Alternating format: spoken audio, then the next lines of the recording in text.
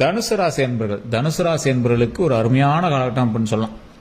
கொஞ்சம் பொறுமையாக எதை பண்ணாலும் பண்ணணும் அப்படிங்கிற ஒரு காலகட்டம்.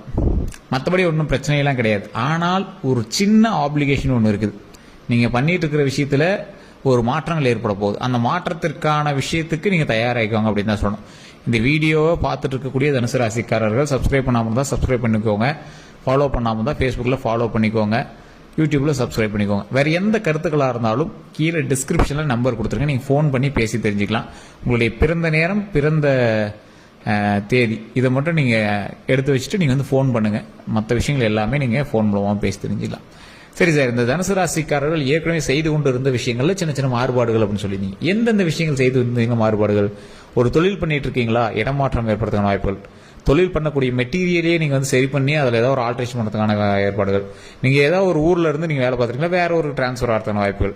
ஒரு வீட்டில் இருந்து இன்னொரு வீட்டுக்கு நீங்கள் மாற்றுறதுக்கான வாய்ப்புகள். இது ஒரு சின்ன ஒரு மாற்றம் வந்து உங்களுக்கு மாற்றங்கள் வந்து ஏற்பட்டுருக்கான வாய்ப்புகள். பெரிய இஷ்யூஸ்லாம் ஆகாது இல்லையா? ஒரு மாத காலம் நீங்கள் ஊருக்காவது போயிட்டு வரீங்க, ஒரு சொந்தக்கார ஊருக்காவது ஏதாவது போயிட்டு அந்த மாதிரி பண்ணுறதுக்கான வாய்ப்புகள் இல்லையா? ஒரு ட்ரிப்பாவது ஆர்கனைஸ் பண்ணி நீங்கள் போயிட்டு அதுக்கான ஒரு காலகட்டம் அப்படின்னே சொல்லலாம்.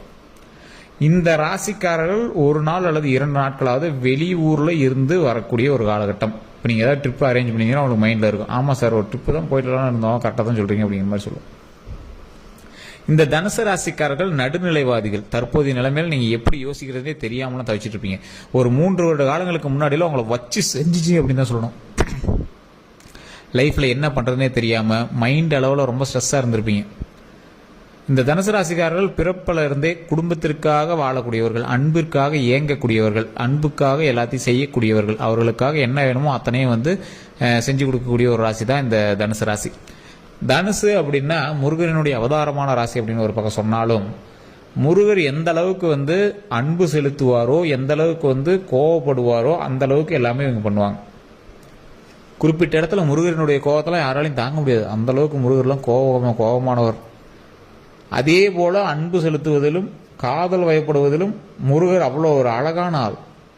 ஸோ அது போல தான் தனுசு ராசியும். காதல் வயப்படுத்துறதுல ஈஸியாக எல்லாத்தையும் கவர்ந்துருவாங்க, பேச்சிலேயே கவர்ந்துருவாங்க, சிரிப்பிலேயே கவர்ந்துருவாங்க, அழகிலேயே கவர்ந்துருவாங்க. ஆனால் கோபம் வந்துருச்சு அப்படின்னா அது ஒரு மிகப்பெரிய ஒரு ட்ராஜடியாக மாறும். அவங்கள கண்ட்ரோல் பண்ண முடியாத கோபமாக மாறும். இந்த ராசிக்காரர்களை பொறுத்த வரைக்கும் தற்போதைய நிலைமையில நீங்கள் ஒரு விஷயத்துல இருந்து மாறுபாடுகள் இருந்துச்சு அப்படின்னா உங்களுக்கும் பரவாயில்லையா இருக்கும். தற்போது நம்ம ஏதாவது யோசிச்சுட்டு இருக்கீங்க, சார் ஒரு தொழிலேருந்து இன்னொரு தொழில் கம்பெனி மாறலான் இருக்கோம், ஒரு தொழில் செஞ்சிட்டு இருக்கோம், அதாவது இன்னொரு பிரான்ச் போடலான் இருக்கோம், ஒரு வாடகை வீட்டில் இருக்கோம், இன்னொரு புது வீடு கட்டலான் இருக்கோம், ஒரு வண்டி வாங்கியிருக்கேன், இன்னொரு வண்டி வாங்கலான் இருக்கேன். இந்த மாதிரி எந்த ஒரு விஷயங்கள் பண்ணாலும் அதில் ஒரு பாசிட்டிவாக மாற்றிக்கோங்க. ஒரு விஷயம் செய்யலான் இருக்கு, அந்த விஷயம் பாசிட்டிவாக மாறணும், நல்லது தான் அப்படின்னு நினைக்கிறவங்க மாற்றிக்கலாம். சார் அந்த வண்டி நல்லா தான் ஓடிட்டு இருக்கு, மாத்திரமானு யோசிச்சுட்டு இருக்கேன், இன்னொரு வண்டி வாங்கலான் இருக்கேன், வாங்கலாம். இது அருமையான காலகட்டம். வண்டி வாங்குவதற்கு ஒரு அருமையான காலகட்டம், வீடு கட்டுவதற்கு அருமையான காலகட்டம், தொழில் தொடங்குவதற்கு அருமையான காலகட்டம். உங்களுக்கு பாசிட்டிவ் தான் இருக்குது. ஆனால் உங்களுடைய தனிப்பட்ட ஜாதகத்தை ஒரு டைம் செக் பண்ணி தான் நீங்கள் வந்து பண்ணணும். அதுலேயும் இன்னொரு ஒரு விஷயம் என்ன அப்படின்னா, இந்த தனுசு ராசிக்காரர்களை பொறுத்த வரைக்கும் நீங்கள் ஏற ஏற உங்களை அடிக்கிறதுக்கு ஒருத்தர் பின்னாடி சுற்றிட்டு இருப்போம். பேரை கெடுக்கும் நண்பர்கள் கூட இருப்பாங்க. அதே மாதிரி இந்த தனுசு ராசியில் இன்னொரு ஒரு ப்ளஸ் என்ன அப்படின்னா, நீங்கள் என்னதான் நீங்கள் வந்து அது இதையும் சலமுனீங்க அப்படின்னாலும், அதாவது குடத்தில் தண்ணி இருக்குது, அந்த குடம் வந்து ஆடிட்டே இருக்கு அப்படின்னாலும் எந்த பக்கம் ஆடினாலும் ஆனால் குடம் சாயாது.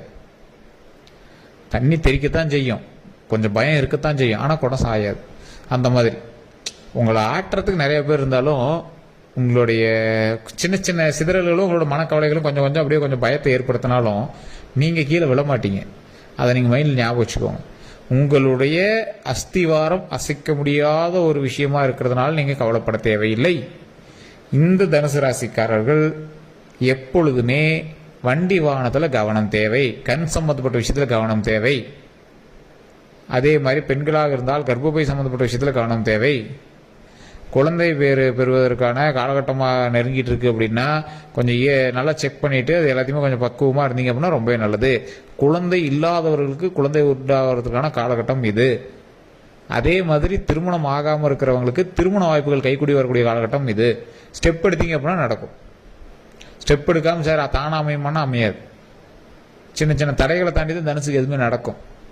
அது நீங்கள் பிடிச்ச மாதிரி நடக்குமான்னு கேட்டால் நடக்கும். அதுக்கப்புறமேட்டு அது உங்களுக்கு ஆட்டோமேட்டிக்காக பிடிச்சிடும். அப்படி தான் போயிட்டு இருக்கு உங்கள் லைஃபே.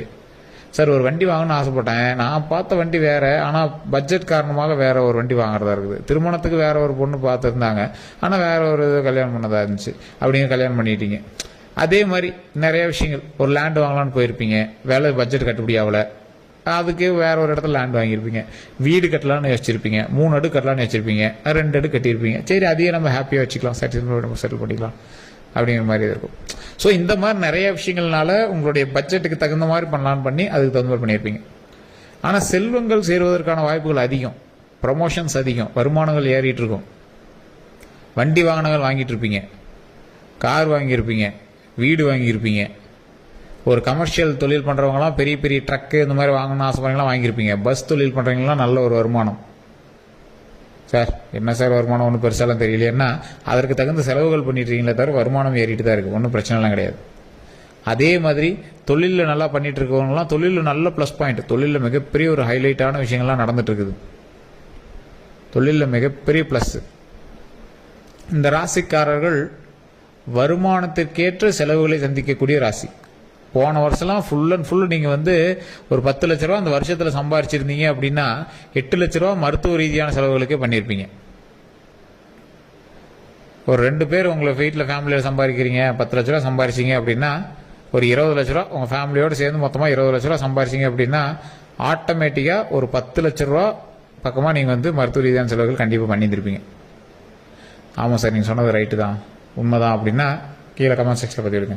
இல்லை நான் சொன்னதில் அமௌண்ட் அதிகமாக சொல்லிடலாம், ஆனால் மருத்துவ ரீதியான செலவுகள் கண்டிப்பாக ஓரளவு கொஞ்சம் அதிகமாக நீங்கள் பண்ணியிருந்திருப்பீங்க. உங்களுக்கு பண்ணியிருந்திருக்கீங்களோ இல்லையோ உங்களோட குடும்பத்துக்கு யாருக்காவது நீங்கள் பண்ணியிருந்திருப்பீங்க. அதனால் மனசோறு விட்டுருப்பீங்க. ஒரு 5 வருட காலமாகவே இந்த மருத்துவ ரீதியான செலவுகளும் மருத்துவம் அது இதுனே தான் உங்கள் லைஃப்பில் போயிட்டு இருந்துருக்கும்.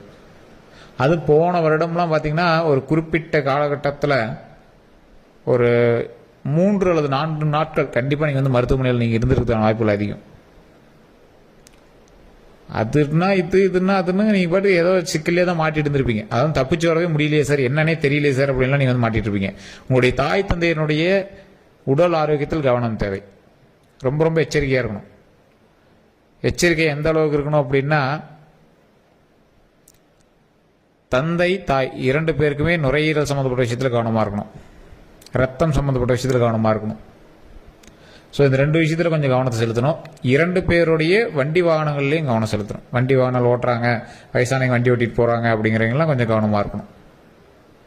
இப்போ தனுசு ராசியை குழந்தைகளாக கொண்டவர்கள் அவங்களோட தாய் தந்தையர் இருக்கீங்க அப்படின்னா குழந்தைகளுக்கு கொஞ்சம் கவனம் செலுத்தணும், குழந்தைங்க மேலே கொஞ்சம் கவனம் செலுத்தணும். தனுசு ராசியாக இருக்க குழந்தைங்க மேலே கொஞ்சம் கவனம் செலுத்தணும்.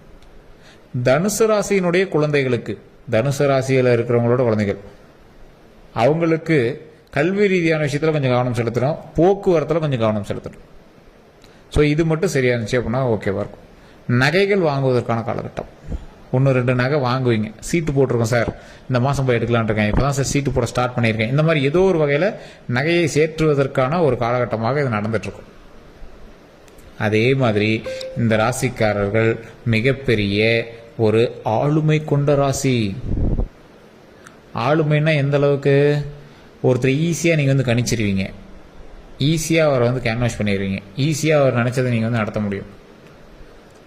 ஒரு விஷயத்தை நீங்கள் வந்து ஈஸியாக டேக்கிள் பண்ணி அதை வந்து மூவ் பண்ணிடுவீங்க, ஈஸியாக வேலை வாங்கிடுவீங்க.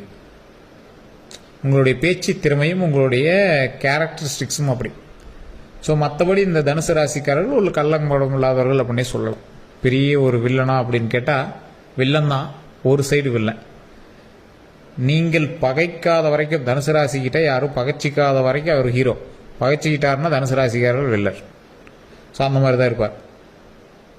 சில நேரத்தில் நட்புக்காக உயிர் கொடுப்பார், சில நேரத்தில் நம்பிக்கை துரோகத்தை பார்த்தாரு அப்படின்னா அறவே ஒதுக்குவாங்க. நிறைய துரோகங்களை சந்தித்த ராசி தனுசு ராசி. நல்ல ஒரு மனம் கொண்ட ராசி தனுசு ராசி. இந்த ராசிக்காரர்கள் கட்டாயம் திருவண்ணாமலை கோயிலுக்கு போயிட்டு வாங்க. அதே மாதிரி இந்த ராசிக்காரர்கள் குலதெய்வ வழிபாடு பண்ணிங்க அப்படின்னா ரொம்ப ரொம்ப நல்லது, அதை கண்டிப்பாக ட்ரை பண்ணுங்கள். ஒரு மினிமம் ஒரு 10 பேருக்காவது அன்னதானம் கொடுங்க.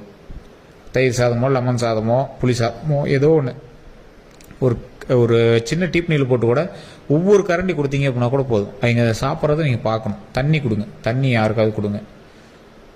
இதெல்லாம் ரொம்ப ரொம்ப நல்லது. நீங்கள் ஒரு டைம் ட்ரை பண்ணி பார்த்தீங்க அப்படின்னா நீங்களே மனசு அப்படியே ரொம்ப ஈர்த்துரும் உங்களுக்கே, அந்தளவுக்கு உங்களுக்கு நன்மைகள் பெருகும்.